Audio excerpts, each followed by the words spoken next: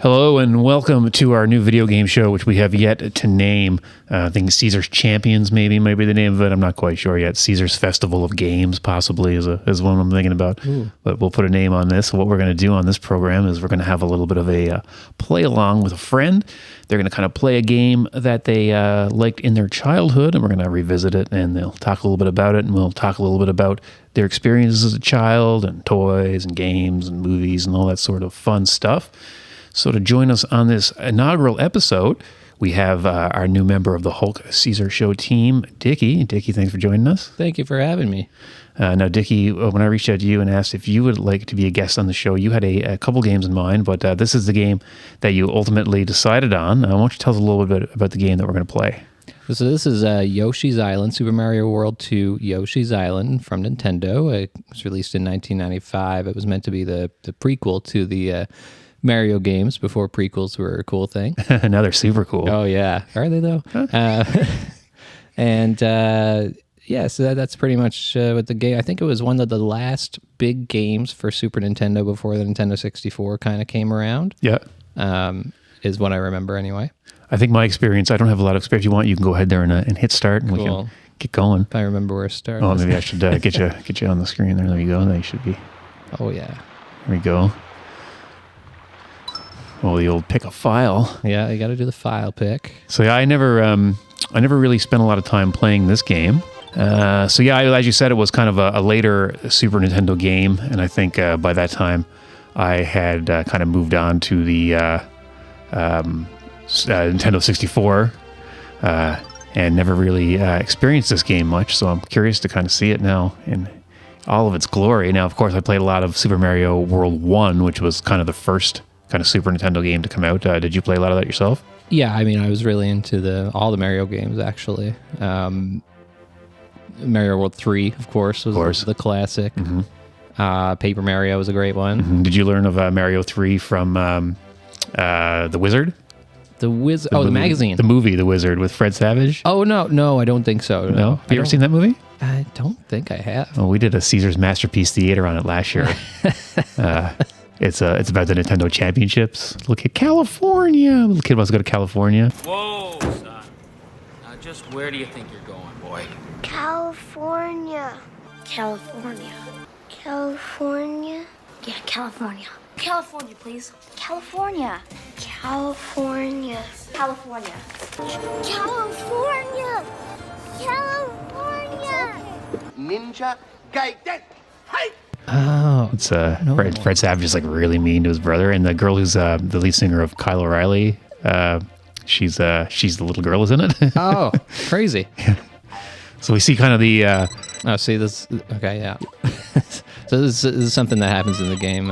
You lose Mario, and he does a super annoying cry, which not only creates tension for the game, but also annoys the fuck out of anybody who was playing it. So, now, is this some sort of Mario baby, it looks like? Yeah, it's Baby Mario. Baby. So this is kind of the prequel way back. Yeah. Oh, well, I see. And you got to go, it has something to do with Baby Luigi as well. I think you got to go to like rescue him or something. But you get to do a lot of cool stuff. I'll show you now. Once you get some eggs and stuff, you can fire them. Yoshi picks them up his mouth, and there's this little aimer that comes up. Anyway, you'll see.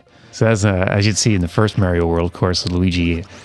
he's some sort of dinosaur, I guess, is he? Is that what he's supposed to be? A Koopa. He's a Koopa, I guess. Yeah. Or Yoshi, you mean, yeah. Yeah. I thought I saw he had a real name. I thought I saw it here somewhere.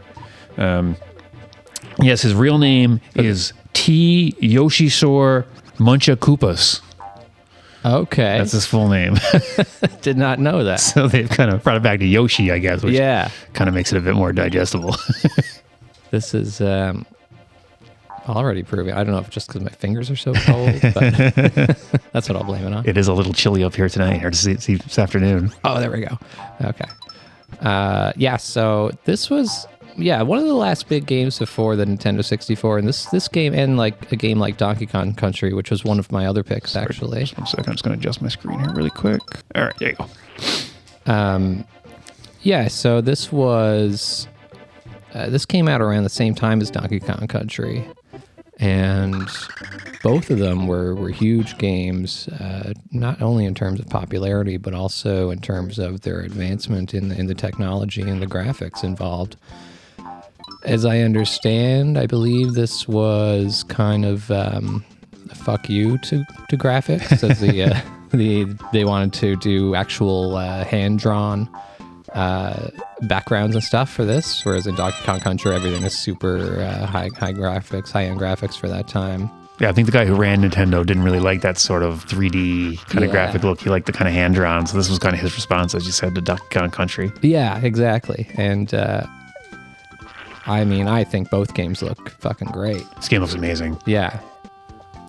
And yeah, you can really see, like, with this game and Donkey Kong Country, okay, there we go. I had to remember how to do that.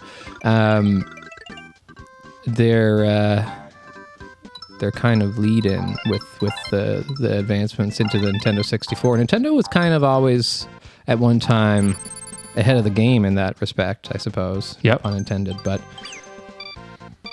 yeah, they were doing some really cool stuff. And then, of course, PlayStation came along and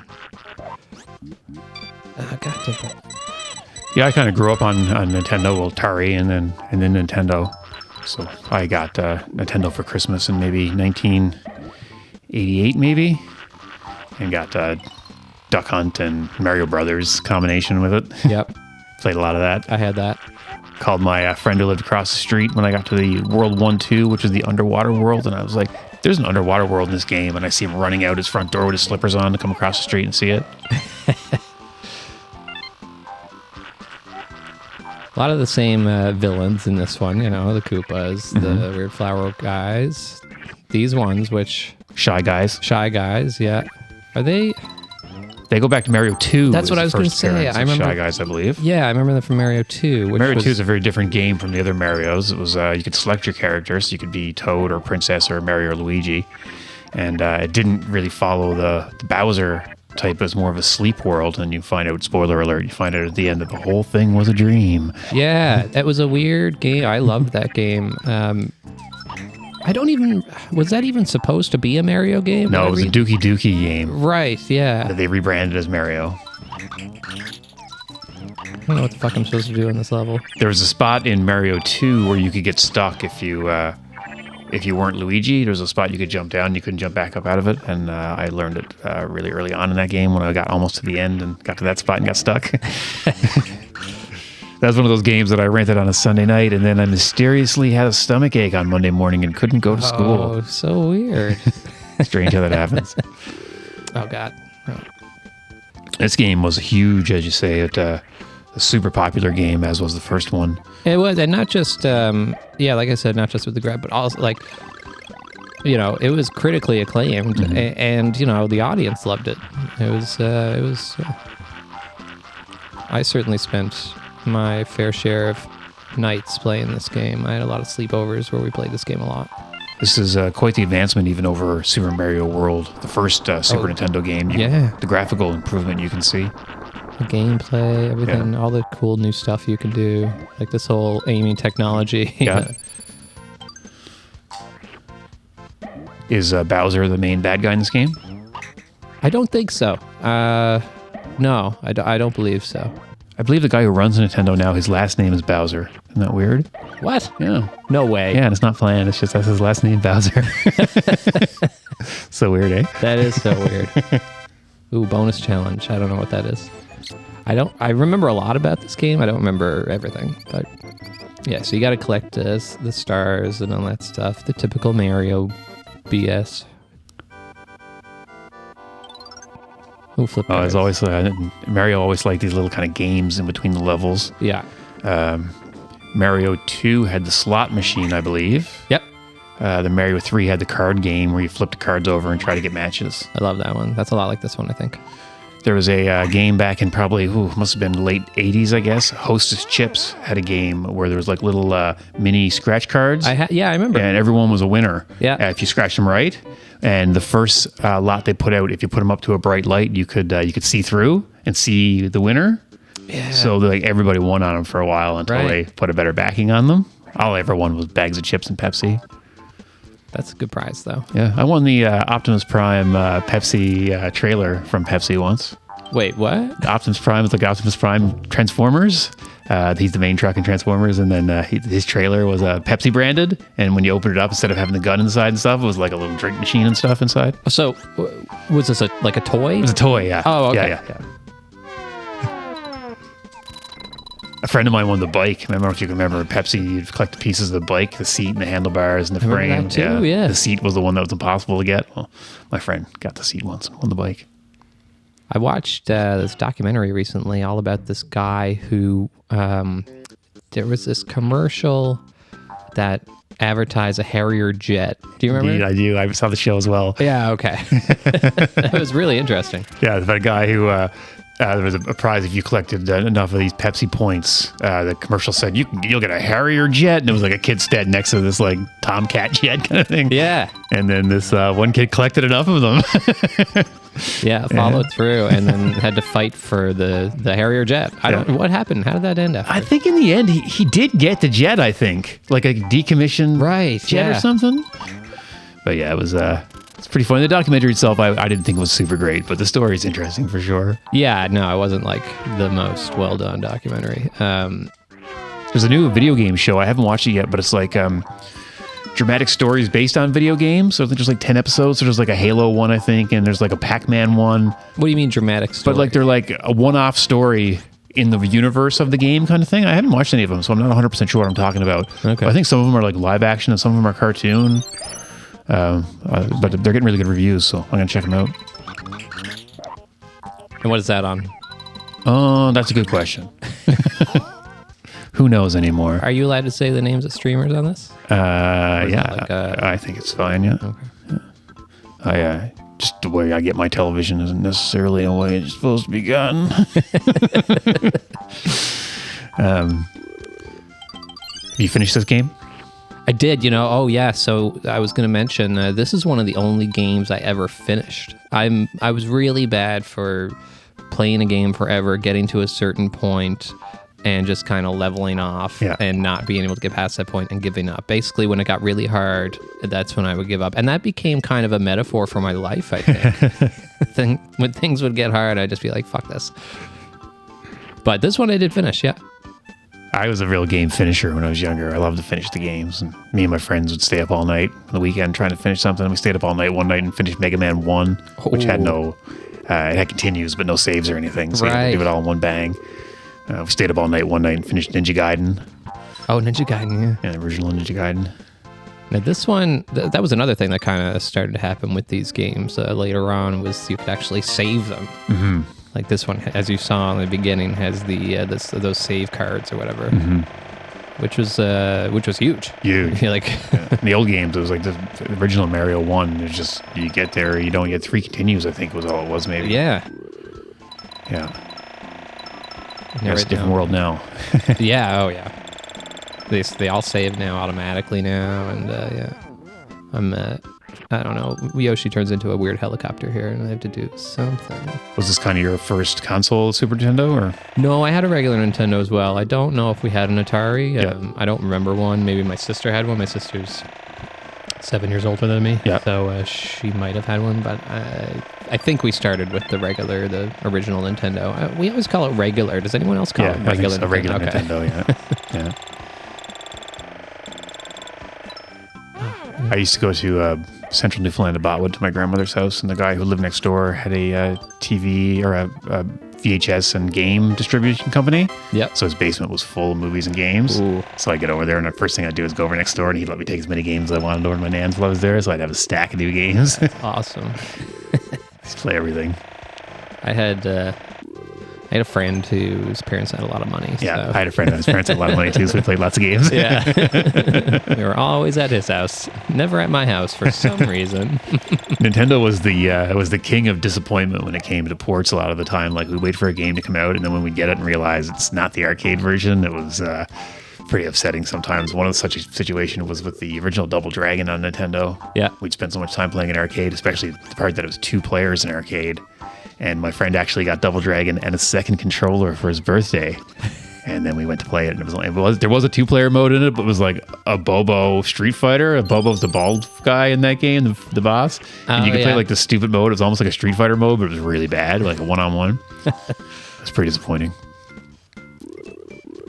We used to have those Tiger games too. I don't know if you remember those little handheld Tiger games. It was like Double Dragon or Ninja Turtles. Yeah, no, a couple of them. I had one of those. I had the Ninja Turtles one. Yeah. They want me to use a helicopter for this, so I got to do that again. So you probably spent a lot more time in arcades than I did, actually. Yeah, arcades were really raging when I was young. We used to. And you grew up here, right? I grew up out in the Bay.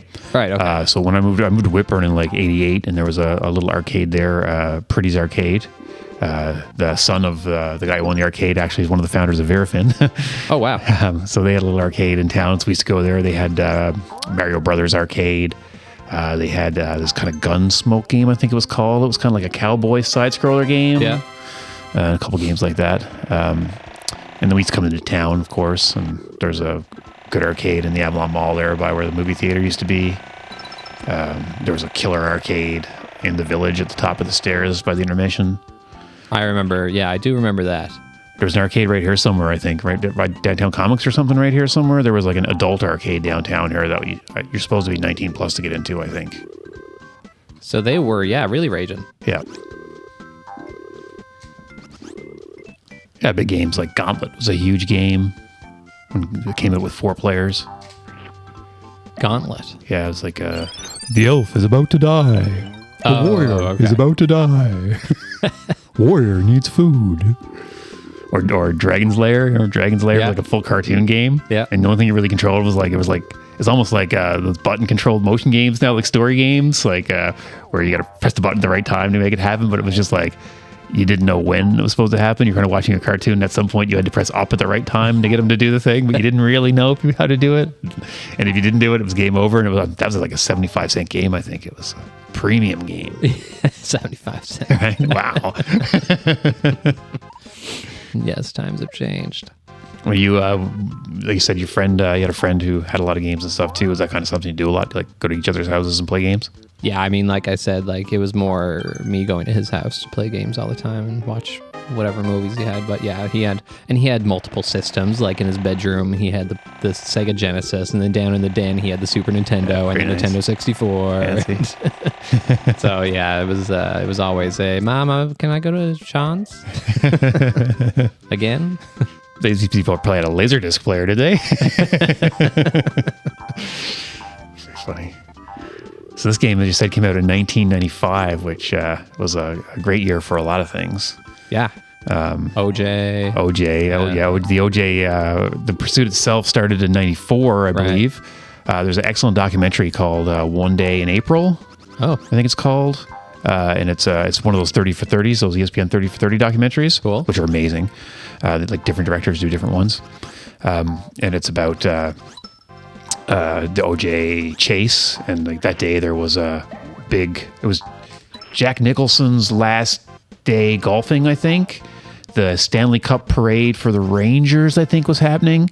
And there's an NBA game in the finals, maybe, with the Knicks, or one of the championships with the Knicks and the Pacers, I think, were playing. And all this was on TV. And then the OJ chase started. Oh, right. And the documentary there's no narrator. It's all just clips put together. So you're getting the story from all the clips and the sportscasters talking during the game and news briefings and stuff like that. It's really interesting. Have you seen the, oh my God, what's it called? I think it's called An American... Yeah, An American Crime Story? Yeah. People versus O.J. Simpson? Or is that's the scripted one, right? One of them's a scripted one, yeah. And there's another one. Oh, the other one is something America.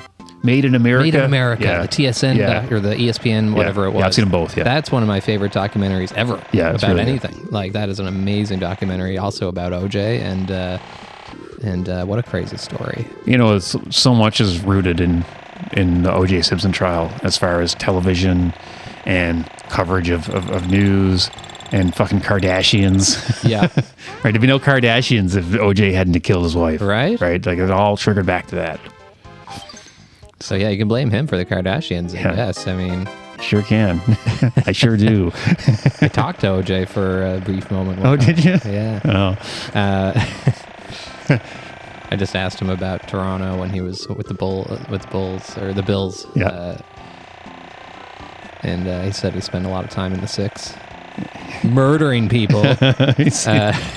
He seemed pretty easygoing until he wasn't.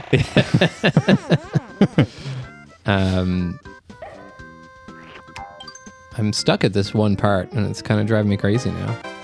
That's what Nintendo's all about, you know? Yeah. It's stuck in that one part. And this is only the second level. God damn it. We got lots of people coming in to play some games with us. What else you got? We got Evan O'Coin's going to come in from Midnight Watch. He'll be by to play something. He hasn't picked his game yet. Our friend Ryan Wade's going to come by. I believe Ryan has requested to play Turtles in Time on the Super Nintendo. Oh, yeah, that was one of my other picks. Yeah. So we're taking a look at that one. And then we have John Moran coming in. John has also not chosen his game yet. What game would you pick if you were going to do this? You know what? When I was doing the demo of this earlier in the week and trying it out, I used a game that I thought maybe I would have, which was Bad Dudes for Nintendo, original Nintendo, regular Nintendo, as you might say. And it was like these two guys on the cover. It was a Data East game, and it was an arcade game. It's another one of those kind of, oh, this game's amazing. I played it in the arcade. And I got it for Christmas, and it was not quite as amazing, but I remember it really super clearly. And mostly because it had to do with I got the Power Glove for Christmas that year as well. Yeah. And it was supposed to be a Power Glove activated game kind of thing. Oh, nice. But it was really like the Power Glove was crap, and it never really did anything for the game, and the game itself wasn't very good. And then when I actually put it on last week to try out this, I realized that it's not the game I would choose because it's just not fun to play. Not even interesting to look at, really. So maybe Metal Gear, the original Metal Gear. Oh yeah, that was actually my friend Sean. That was who I would go to his house. He had that game and he was obsessed with it. Yeah, I was obsessed with that as well. Bionic Commando is another one I was obsessed with. Played a lot of Bionic Commando. He had like a Spider-Man kind of arm or like a Inspector Gadget kind of arm. Oh yeah. I hear there's somewhere where I hear that sound in Metal Gear where like you spot an enemy or something. Yeah, I hear that all the time in real life. In my dreams. The English was really bad in the translation in that game. So it's like, a truck, it's starting to move. I feel asleep. I feel asleep right now, too. So here we are in sort of a cavernous Mario world. Mario games always love that sort of cavernous thing. Yeah. Oh, you know, it was another great part about this game, and Donkey Kong Country had a big improvement as well. I keep talking about Donkey Kong Country because, well, they came out around the same time. Mm-hmm. They're relevant. But the music. The music in these two games is so cool, especially in Donkey Kong Country. Like, when you play in the water level and that, like that's a beautiful track of music. Like, there's excellent pieces. This one I love. Very dark and just, yeah. Nintendo always spent a lot of time on their music, especially Nintendo like branded games, made games by Nintendo. The Zelda games always had cool music. Yep. There was a band around here who my buddy played in them, actually, my buddy Jordan Young. I think he played with them, called the Cartridge Family, and Leon White. And they played all video game music, and they were deadly. They were a great band. Yeah, I wouldn't mind seeing like a symphony orchestra kind of show of video game music. I'm sure there must be one touring around somewhere. They did a whole night of Zelda one night at the Levee. Oh, nice. Yeah. What do I need this boulder for? Oh, to get up there. Okay. Oh, fuck. Fucking baby. Yeah, that crying, man. So is Mario baby the whole time? Like, is it all? Yeah, the entire time on your back as a baby. Which, again, another metaphor for my life eventually.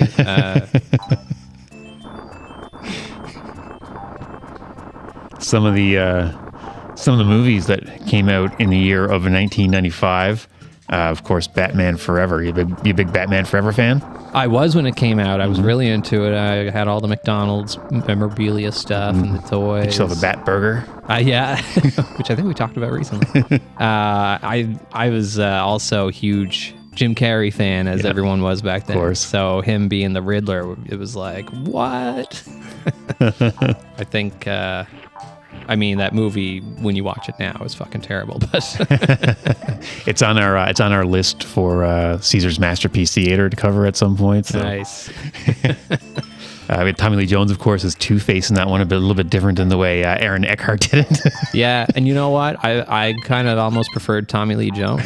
I wasn't a big fan. I'm not a big fan of Aaron Eckhart as an actor. I guess I'm allowed to say that on this podcast. Yeah. Well, here, is he listening? Yeah, he does listen. Yeah, I figured, yeah. Sorry, Aaron. I heard he's a bit of a dick. Yeah. That's true. I did hear Yeah? that. Yeah. Would I like to switch? What am I switching? What's it asking me? Hope I'm paying attention. Apollo 13 in 1995. That's one of my favorite movies. I love that film. Of all time? Probably. Wow. Very watchable. I don't know about favorite, but one of my most watchable movies. Find extremely watchable. I watched another documentary about that actually recently. Yeah. Yeah, I've seen a bunch of documentaries about it. Yeah, I talk a lot about documentaries because I watch a buckload of documentaries. What's your favorite documentary? I mean, that OJ one is definitely one of them. Yeah. Wild Wild Country is a great one. I don't know actually, but I watch so many. Like it's half of I can't even remember because I'm watching them constantly. I'm watching one right now about the 2004 tsunami. Oh yeah, That's on Disney. Yeah, I think I watched that.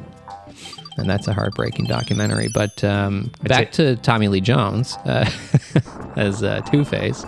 Yeah, the cast in that movie was weird. It was Bane's first appearance. Was Bane in that movie? Oh no, Bane's in the next one. Oh yeah, Yeah, that's right.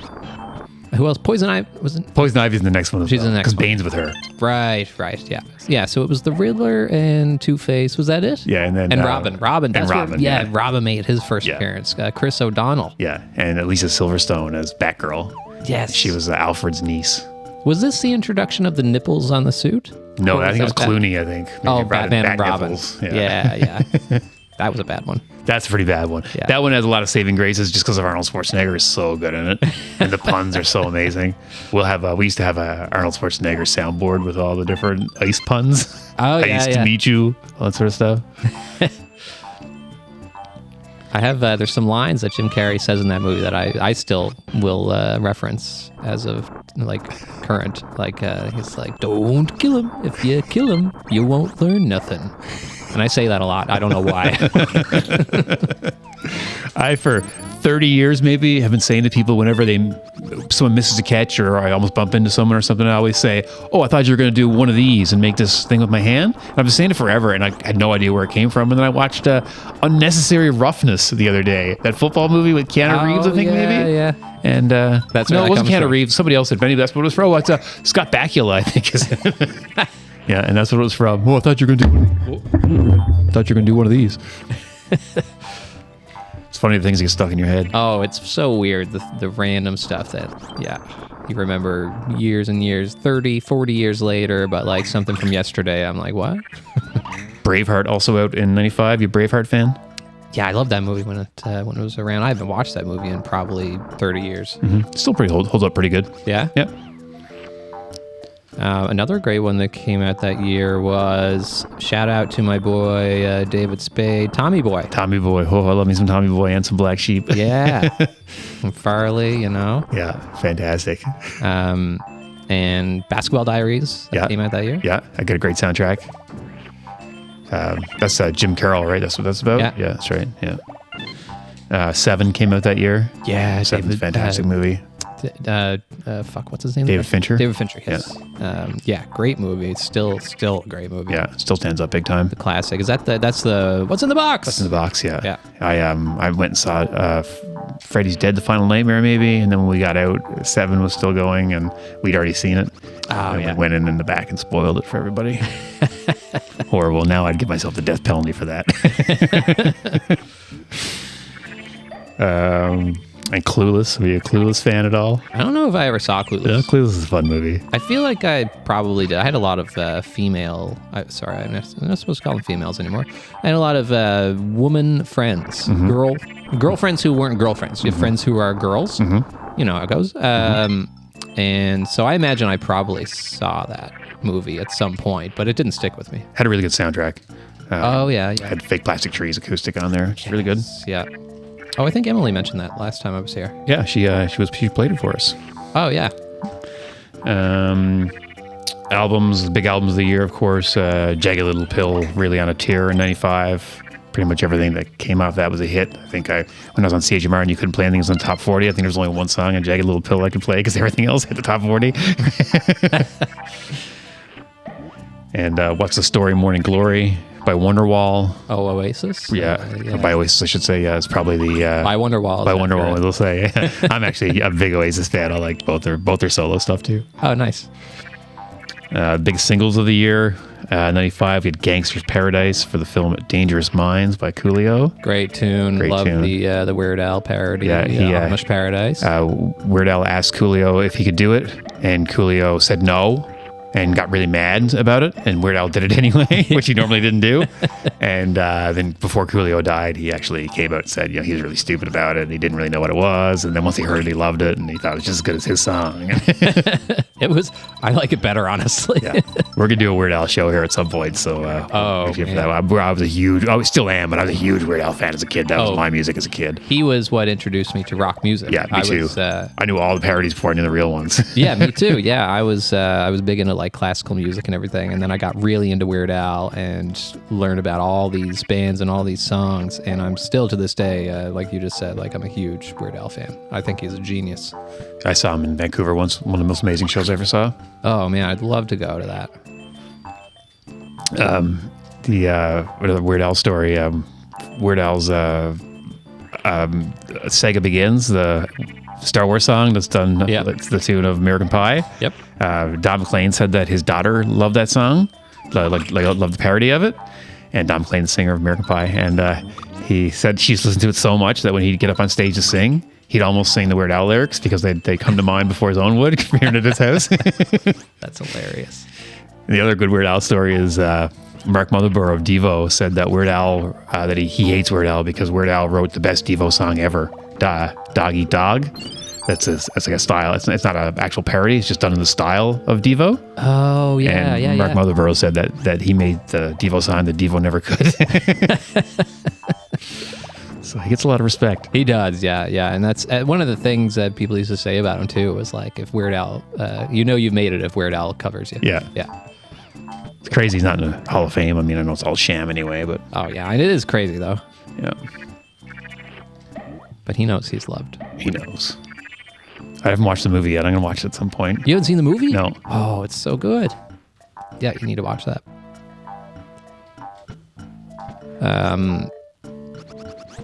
There was another movie that came out in 95 that I was going to mention. Toy Story also came out. Yes, yeah. Another big single from the year was from the Batman Forever soundtrack. It's, of course, Seal with Kiss from a Rose. That's a nice song. It's a fucking banger, man. I love that song.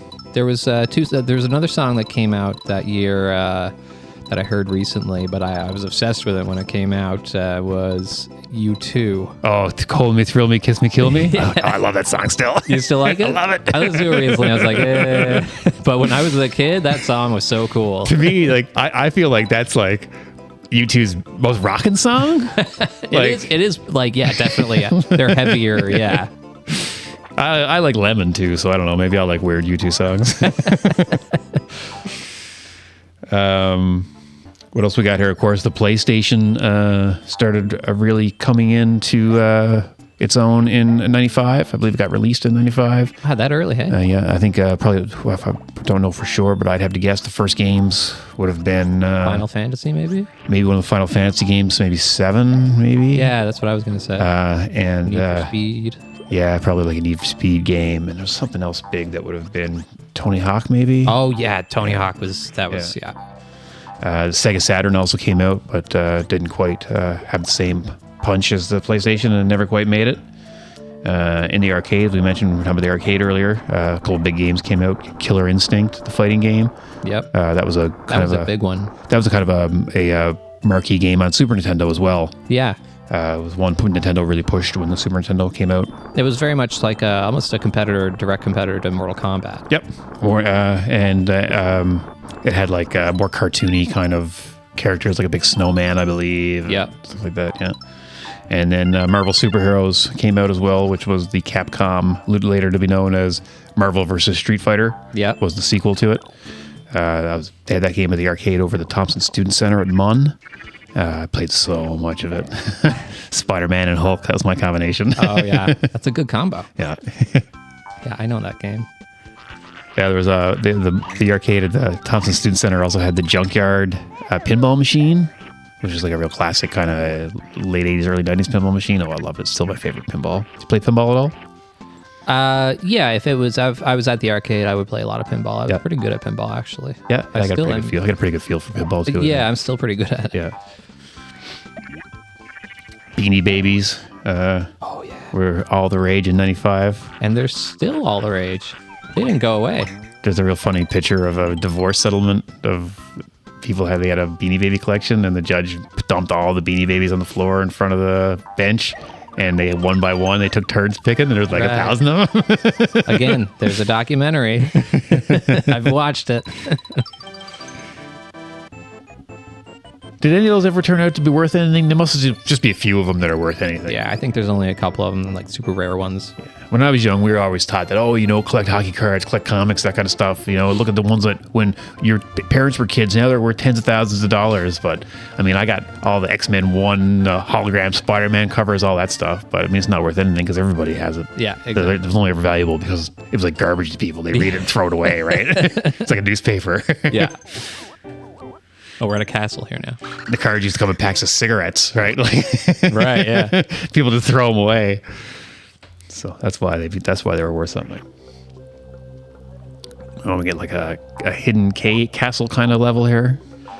This is not a hidden one, or well, what do you mean? This is like a haunted castle, I guess I should say. Yeah, like the typical. They still do the whole castle, haunted castle kind of thing. I don't know if this one is a ghost one or just a regular castle. I'm still getting used to the egg shooting mechanism here. Does this game have like warp levels? Like some of the old Nintendo Mario games had warp levels. You could find a warp whistle and skip levels. I don't remember that being a part of this game. It's got some other weird. Iconic features, like this weird fuzzy level that happens when you hit some kind of I don't know, you just trip out on some kind of drug or something. And the whole world goes all fuzzy and weird. It's pretty cool. This level looks amazing. Like the art looks so good. It's so cool. And the characters in it are really neat. How many worlds are in this game, do you know? I think it's 8. I think it's a standard 8. I could be wrong.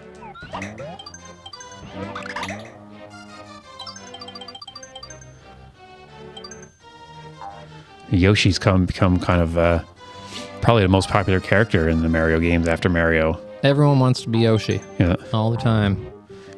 See him in the kart racer. You see him in Smash Brothers. Yep. Smash Brothers I could never get into. It's too busy for me. Too busy for me as well, Yeah. I was never, other than in the arcade playing a bit of Capcom Street Fighter, I was never much of a fighting game person. Yeah, to be honest, I was a big Mortal Kombat guy. And Street Fighter, I really like Street Fighter. But beyond that, I didn't really like a lot of the fighting games. And that one was just, there was too much going on at once. Yeah. I was just like, I was button mashing the whole time. Anytime I played, I didn't know what I was doing. Feels like a side scroller to look at to me, which to me kind of like, and with the way it spreads, like it goes the big wide angles and like just so much. Like you say, it's just so busy. I think. Yeah. Who were you in when you played Mario Kart? Who was your preferred kart driver? I usually pick Toad. Oh, nice choice. Toad is also mine. Oh, yeah? Because Toad is the best one. Yeah. Because he's quick. And He's small. quick. He's small. That's what I was assuming. Yeah. Now a lot of people will argue that like it doesn't make a difference, but I disagree. I disagree as well. Those people don't have it. Those people suck. That's why. Yeah, they were the ones losing against my Toad. How about 007? Did you have a preferred 007 multiplayer GoldenEye? Ooh. Like a character? Yeah. I mean, I was oftentimes I think I would be one of the snow bad guy characters, and then I was Alec Guinness a lot. Yeah. Or not Alec Guinness. Alec. Yes, I was Obi-Wan Kenobi in the GoldenEye game. Alec, 006. Yeah. Yeah. So I was him a lot too. Yeah. I like to be, what's his name? The Russian guy with the big jaw. Vladimir. Yeah. Is it Or does he have a weird name? Like he's one of the villains from the movies. I've never seen a James Bond movie. What? Never. That's crazy. Yeah, I always said that if I ever got like anything, like I broke my legs or something, then that's what I'm going to do with my time is watch all the Bond movies. But then I got cancer and lay in bed for 6 months and didn't watch them, so I don't think I'm going to watch them. If you didn't do it then, I don't know what's going to make. I know you the do it. story of GoldenEye very well from, of course, From the game. Yeah. Back when on TV, on Spike TV, they would air in the 90s. They would air right before Christmas. This is the reason Christmas reminds me of James Bond a lot, because they would put on 15 days of 007. Yeah, that's right. And that was my 2 weeks there. It was just like rewatching all the 007 movies. You know, before we had all these streaming and internet options, you pretty much had to watch what they told you to watch. Yeah. So we were often, like, especially Christmas and stuff, you get like a movie would come on that never comes on and be like, oh, wow, I got to watch this. Yep. Now just too much. Now I sit in front of my screen of endless pages of movies and it's like, what am I going to watch? I have cable again. I have it for my kids because there's certain channels on there that, but I like it now because I resort to it. I'm just so overwhelmed with the choices now. And I find I'm just sitting there being like, there's too much to choose from. So I'll flick over to cable, and they'll be like, this movie's on right now. And I'm like, this is what I'm watching. This is telling me I'm going to watch this. Yeah. Yeah, I can see that. I don't have cable anymore, and then now and again I'll watch a game streaming online, like a football game or something, and it's streaming from cable. And the commercials, oh man, the commercials. When you're away from it for a while. Commercials, I was never one, they never really affected me. They always went through me. I mean, my whole life's been a commercial. I've been just commercials nonstop. I mean, I am the generation of advertised to the generation that made the government outlaw Saturday morning cartoons. So commercials always kind of went right through me. I never really noticed them, but now that, Jesus, just like atrocious, like, oh, so in your face, and like it's all drugs and like, especially the American stations, it's almost all drugs. Yeah, I'm like that too, because a lot of my friends will complain that there's like, they were complaining recently that it's like, oh, there's commercials on streaming now. I'm like, yeah, it's like 2 commercials, and who gives a shit? Like, you spent your whole life watching commercials. You can't deal with 2 commercials, right? They never affected me. I never cared about them. In fact, that was, I don't want to say I missed them, but when I got cable back, it was part of that nostalgia. Like I wouldn't watch, I'm a big Seinfeld fan. Seinfeld's available to stream, but I would never stream it because it didn't feel right without the commercials there, I was taught at a young age to sail the seas, and been pretty much doing it ever since. Oh yeah. But the commercials are terrible now. I don't understand. Like, they do these big Super Bowl commercials that they spend millions of dollars on, and are all like, some of them are good, like they're funny and entertaining, and I'm always like, but why do you only air those one time? And then the rest of the time it's all these shit commercials. Yeah. Like, I figured, whoever is investing all this money into the commercials for their products would be like, no, don't only air it during the Super Bowl. Like, I don't know. I think everything that happens in capitalism is a money laundering scheme. Yeah, you're not wrong, I'm sure. Everything except for the Hulk Caesar Show meme, which we'll be selling the Hulk Caesar Show meme stock starting coming up, right? Yeah, we're gonna get our own meme yeah. stock, so watch out for that. We're definitely not gonna pump and dump, so put your life savings into it. We're gonna put ours into it. We'll all grow together. What was...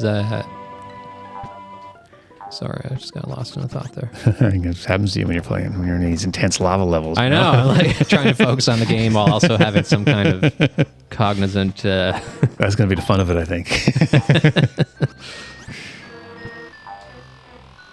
And we just did an episode about basically 1990... Well, it was 1994, but led into the 1995 stuff quite a bit. We recorded an episode of the best of 1994 from Rolling Stone.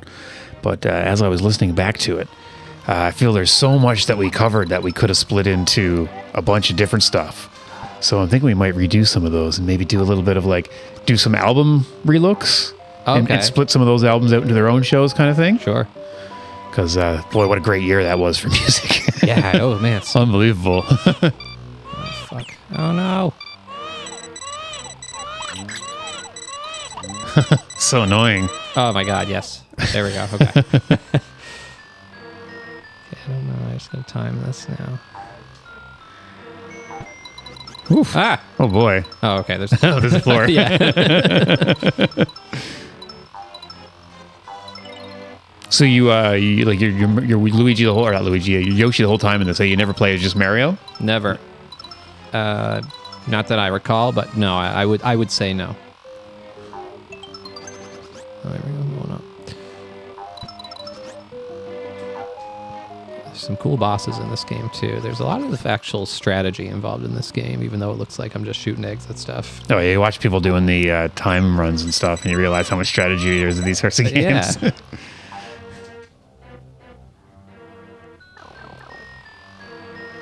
Yeah, as I mentioned before, the movie The Wizard, when it came out, Mario Brothers 3 had not yet been released, at least in North America. And at the end of that game, they go to the Nintendo Championships, and there's a surprise game. And the surprise game is Super Mario Brothers 3, and you see them play it. We were like, what? And we didn't get our hands on it for like maybe 3 months, maybe after we saw the movie. Oh, okay. There's a guy in there named Lucas. He's kind of like the bad kid, and he's got a power glove. He says, the power glove, it's so bad. Which I say all the time. And California. I say that all the time too. You mentioned that one earlier. I'm going to check this movie out. Yeah. You get everything you need from it if you just go back and listen to the Caesar's Masterpiece Theater episode. Did you spend a lot of time in magazine shops, like copying out cheat codes or that kind I sure did. I had a Nintendo Power membership at one point. You see one there on the wall right behind me. There's one of the one of my original issues. But the first time I remember really going for a code was I lived out around the Bay, and we were in St. John's for the day, and there was a Kohl's bookstore. I think it's kind of where the Laura Secord is in the mall now, maybe. Yeah. And or right around there, and they had magazines, of course, and I was looking through the magazines, and the Mike Tyson Punch-Out code to get to Mike Tyson was there, and I had just got Punch-Out, or one of my friends had, and we hadn't gotten very far in it yet, and I had no pen, and I had no phone, of course. There was no phones then. Right. There was no cameras, no way to take pictures, so I stood in front of that magazine for 5 straight minutes and said the code to myself again and again and again. I said 007 373 5963. Wow. That's the Mike Tyson code. I will never, ever forget But it. you still remember it. 007 373 5963. It's so great. Code to Mike Tyson. Talking about the stuff you remember from your childhood. Well, a lot of friends of mine still remember like certain button combinations for codes on these old games from 30 years later. The old classic Konami code: up, up, down, down, left, right, Yeah. BA start, or BA select start if it's 2 players.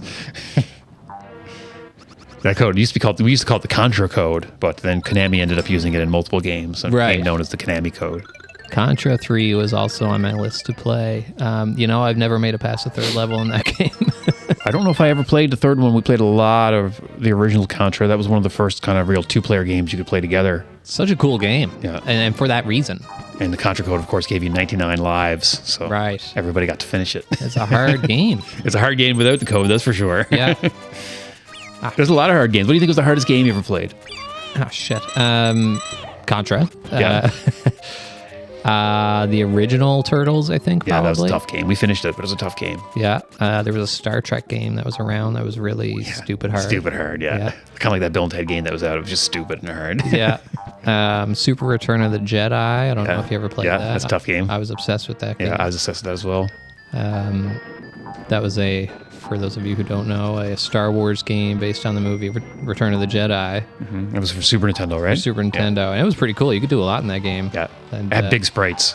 Yeah. Bio Billy, The Adventures of Bio Billy is the hardest game I ever played. I don't know that one. It was during America's short-lived infatuation with Australia, and that the Australians thought would last forever for some reason. It was about a guy, Bio Billy, who's kind of like a knockoff of Crocodile Dundee. Oh, yeah. Konami made it, I think, or Activision. One of the big companies made it. But once you got to like the 2nd or 3rd level, it was like so impossibly hard. And we were good at games, but we never got past like the 3rd level, I don't think, in it. Oh, okay. I don't know what to do here. How did I get in here? Music's good in this level, too. Yeah, it's so cool. Like very simple, but Did you play any of the future Yoshi games? I believe there was another one, wasn't there, after this one? Yoshi's Island 2, I believe. I didn't play that. Any other Yoshi related games? I don't remember any. Yeah, I guess most of them were like with all the characters, like say, Yeah. the racing and I kept up with like the Mario Yeah. games for sure. Like Mario 64 is Yeah. still one of the coolest games. yeah. That game was awesome. Sometimes I feel lame when I say that like the Mario games are some of my favorite games. Everyone else is like, ah, man, Final Fantasy 7. People are crazy. Like, I mean, if Final Fantasy 7 is your favorite game, that's great, but that means when you were at a young age playing video games, PlayStation was the machine. Exactly. Right? Yeah. I loved Final Fantasy 1. I played right through it. Probably 70 hours, I bet, on Nintendo. Played that game through. Going hours and hours, walking around in the woods, killing slime. Right? Leveling up. So, I mean, it's subjective, obviously. But Yeah, anyone would say that the Mario games are not amongst the best video games ever made. They just didn't. They experienced them too late or didn't experience them at all. Yeah, they weren't a part of Yeah. that. Yeah. I mean, yeah, like my son right now is 9, and you know he'll play a Mario game and he'll be into it. But like, if you ask him what his favorite games are, he'll never say a Mario game. What kind of games does he play? Like Roblox and Roblox, Fortnite, Minecraft? he's not into Minecraft anymore, but he was. Yeah. It's a big one now. We just got him a PS5 actually for Christmas. So Oh, nice. he's really into racing games. He loves cars. Yeah. What racing games are you playing? Right now he's playing, well, since he got the PS5, he's playing Gran Turismo. Nice. I'm playing Forza right now. Oh, yeah? Yeah, it's fun. My cousin's playing F1. I don't like F1, so we usually play. Me and my friend and my cousin usually all play together, but my cousin's obsessed with F1 now, and we won't play it. So That's actually the other racing game that he plays. He just bought it for his mother, actually. we always give him a hard time because we'll be on playing baseball or something, and we'll see his like Cole Harbor Bandit is playing, and he'll show what he's playing, and it'll be like he's playing F1, and it'll be like in Saudi Arabia somewhere, and be like, oh, look at you over in Saudi Arabia getting that big bucks F1 racing. He'll be like, oh, you know, I had to do it contractually. I hate F1 racing in general. I think it's the most mindless fucking thing. I've never been a racing guy of any sort. Racing games are actually usually my favorite. Oh, I thing. love racing games, but I've never been a racing guy as far as like watching racing. I would watch racing. Yeah. But Bowie, my son, is super into racing and cars, and so he got the F1 game too, and he loves that. And he watches F1 racing and stuff. And he wears like, I think I can't remember the names of some of them, but he'll wear like, you know, shirts of like the drivers and stuff.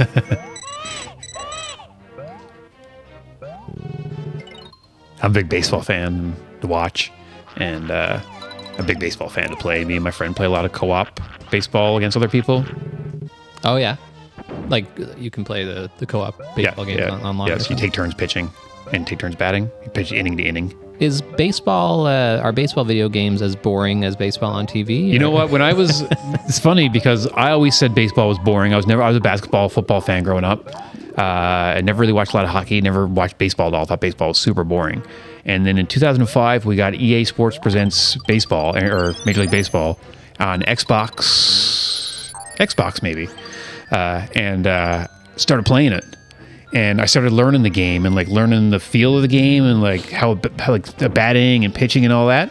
And within 2 or 3 months of playing that game, I loved baseball. Now baseball's my favorite sport for sure. It's like the only real sport I ever watched really. Well, football I guess I watch a lot of, but I love baseball. If there's a baseball game on, I don't care who's playing. I'll put it down and watch it. Like, Oh, okay. I love baseball. Now I was being a little facetious Yeah, I know you there. were. I do actually enjoy baseball. I like that's probably that and hockey are the only two sports that I still enjoy watching. Yeah. Basketball maybe. But have you ever watched Ken Burns baseball? Oh, I love it. Yeah, I've actually watched that in its entirety like 4 times. We had that on VHS, I think, back in or DVD maybe in the early 2000s. We used to watch it all the time. Oh yeah, yeah. Love it. I love Ken Burns Vietnam too. It's one of my favorite shows. Oh yes, so many of his are so great. Did you watch those Turning Points, the bomb and the Yes, Cold I War did, and yeah. the 9/11 one? I watched the last part of the Cold War one again this morning. I'm going through it. Yeah, Love it. that was a great one too. I'm obsessed with 9/11 too, so I watch everything 9/11. You're obsessed with the idea of 9/11 or like the conspiracies around it? or- Just the event. Right. Just the history of it. not really conspiracy theorist at all. I was to some degree when I was younger. You know, this is kind of related, but 1995 being the year that it was, there was a lot of like, that was a big news year. I remember as a kid, it was like my parents, the news was always on. Like my memories of 1995 as a child are like playing with my action figures while the O.J. Simpson trial is on, or while the Oklahoma City bombing news coverage is on. Yeah. You know, because that happened that year. When was Waco? Waco's 93, I guess, Waco's was it? 93, yeah. But Oklahoma City was a huge thing back then. Yeah. And so that took up a lot of media space, and so that was that. I always associate 1995 with those kinds of things. Yeah. Have you watched, it's not a documentary, it's a drama, but it's called The Looming Tower. It's based on the book The Looming Tower, which is a nonfiction book about Osama bin Laden. But the story follows CIA agents at home and abroad going up to it. It's like the dude, Jeff Bridges, I believe. Oh, Jeff Daniels, I think. Jeff Daniels is the lead in it. Okay. But it's really, really good. Really good show. Oh, God. Okay. Have you seen The Smartest Guys in the Room, the Enron documentary? No. That's my favorite documentary. Ooh, Real okay. famous documentary and made it. I'd know his name if you said it, but he's done some big ones. Oh man, what an excellent documentary. The Enron story's crazy. I haven't seen that. I should watch that. So good. You'll know the guy's name when you see who directed it. He's a real famous documentary director. What's that on? What can I watch that on? Geez, I don't know what that's on now. It's been out for a long time. It's on YouTube, I think, even. Oh, okay. The Enron story's crazy.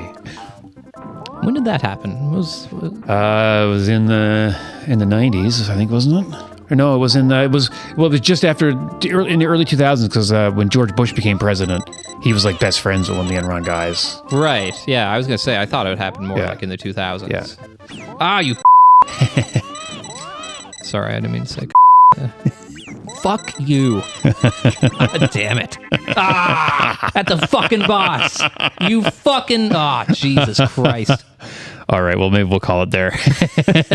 All right, so before we go, Dicky, I'm going to show you, now you were born, I believe, in 1986, is that correct? Yeah. So I looked kind of to see what I would have been playing in the year of 1996, or 1986, I should say. Yeah. And funny enough, it was the first showing of Mario. Now, this game, I believe, came out about 83 in the arcade. Yeah. The port, I believe, was probably 85 it came out. It was probably about 86 by the time I got my hands on it. This, of course, is the original Donkey Kong. So here we see Mario. Oh, yeah, yeah. And this is the first time he makes an appearance. This is Mario's first appearance. He's known as Jump Man. Jump Man. In this, yeah. I played this game. And Princess is not Princess Peach. She has a different name. Darlene or something stupid. I forget what it is. And so this is not Donkey Kong that we know. This character. This is Donkey Kong Senior. Kronko Khan or something. His name is. Okay. So the Donkey Kong that we're familiar with in like Donkey Kong Country and those games. Some people would say that that's Donkey Kong Jr. Who was in games very similar to kind of this game. Yeah. And then some say he's the original Donkey Kong's grandson. So the son of Donkey Kong Jr. Interesting. I had this on the Atari 2600, of course. Probably played it 300 hours. There are 3 levels. I can't imagine 300 hours of this. 3 levels. It just keeps getting faster and faster and faster, man. And I played a lot of it. Coleco made this game. Coleco had their own system called the ColecoVision, which was similar to the kind of Atari 2600. Could actually play a lot of the same cartridges. And Coleco had the rights to the Donkey Kong arcade game on home systems. So the conspiracy is that they purposely made the Atari version crap and made the Coleco version really good. Right, yeah. Because they didn't want to sell Atari versions. Of course.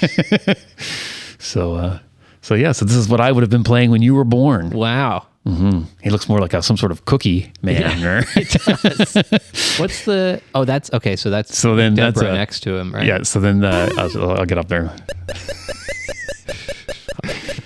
You notice again, the ladders are really touchy. Yeah. Yeah. The sound, the music is just like in just like in all the other Nintendo games. The music is fantastic. The sound effects, amazing. So not a Nintendo game, really. It is a Nintendo game, but not made by Nintendo as I said, for the Atari. Nintendo at the time was making mostly arcade games. And Jesus Christ. And game over anyway. So yeah, you get up there, the donkey falls, the cookie gingerbread man falls, and you go to the next level. The next level's kind of got like little things going up and down that you can jump across, and then the third level has little pegs on the floor, and you go through and run over each peg and knock it out, and the floor falls out, and Donkey Kong falls to his death. Of course. And then it was followed up by Donkey Kong Jr., which is a very similar game to level 2 of this. It was pretty much just a bunch of levels like level 2 that were Donkey Kong Jr. And you had to save Donkey Kong, who was captured by Jumpman. So Donkey Kong, it's interesting that Donkey Kong was a bad guy. Yeah, the original Donkey Kong, like Donkey Kong Sr., he was a bad guy. Yeah. And then as the games progressed, he became a good guy. So now he's one of the, Donkey Kong has one of my favorite moments ever in The Simpsons when they're doing like a grand opening of a Krusty Burger and Donkey Kong's there and the guy's like, looks like you're just not the draw you used to be, Donkey Kong. And he takes the barrel, hits the guy with it. He's like, but you still got it. It's great, yeah. Sorry, Donkey Kong. You're just not a draw anymore. Hey, he still got it. Fantastic. All right, well, Dicky, do you have any closing thoughts on Super Mario World 2 Yoshi's Island? I think it still holds up. I think I was actually enjoying playing that just now. You know, as frustrating as it was at times. But I mean, a lot of these games, I guess I could still go back and play them and enjoy them, and you could. But like we said, some other people not from our generation probably wouldn't have as much fun playing this stuff. And this was fresh when we got it. Like, this was the height of technology. It was. This made the other games look like garbage. Yeah, totally. It was crazy. You're looking at it now. All right, Dicky. Well, thanks for joining us, and we'll see lots more of you as you'll be joining us on the Hulk Caesar Show flagship program quite a bit coming up. I'm excited. We're looking forward to that. We'll have Len O'Neill joining us coming up this week, and Len's going to play some songs for us, so that's going to be pretty exciting. Also exciting. Awesome. All right. Well, that's it for today. Dicky, nice to see you, and we'll be back again soon with another episode of Untitled Video Game Show right here on the Hulk Caesar Network.